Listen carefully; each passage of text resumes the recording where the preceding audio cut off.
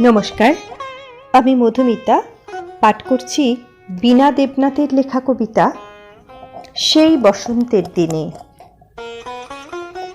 আজি বসন্তে অন্তরঙ্গ মন দিশেহারা বন, কুহু কেকা কলকলিয়ে গেয়ে যায় গান।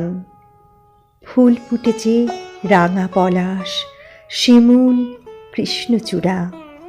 প্রভাতে উঠিয়া আমি ভাবি মনে মনে, যাক আমি ভালোবাসি বলে ওই নীল আকাশ, এক আকাশ ছায়াতলে মুখোমুখি বসব দুজন। আজও মনে পড়ে যায় সেই দিনের কথা। তুমি হেলে হঠাৎ বসন্তের বৃষ্টি, দুইজন ভিজে একাকার। আমি বাসন্তী রঙের শাড়ি আর তোমার নীল শার্ট। সেই কি তোমার মুগ্ধতা, শ্যামলা রূপের স্নিগ্ধতা?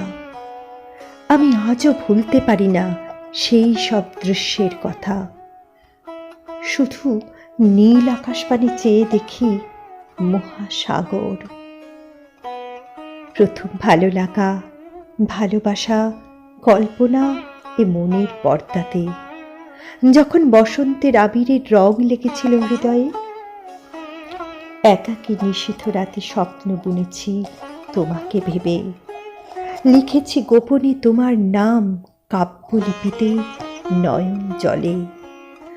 মধুর অনুভূতি শিহরণ নাড়া দেয় হৃদয়ে, জানাতে পারি না তবু তোমাকে লজ্জায় স্পষ্টভাবে। ভেসে উঠে উৎপল আবেগের মনস্মৃতি। আসবে কি ফিরে হারানো মধুময় সেই স্মৃতি? যদি আসো ফিরে, আবার জমিয়ে রাখা কথা, পাশাপাশি বসে দুজন বলবো যত মনের কথা। তোমাকে প্রতি বসন্তের দিনে কাছে চেয়েছি বলে না ছোঁয়ার দূরত্বে আজ চলে গেলে বহু দূরে। নমস্কার।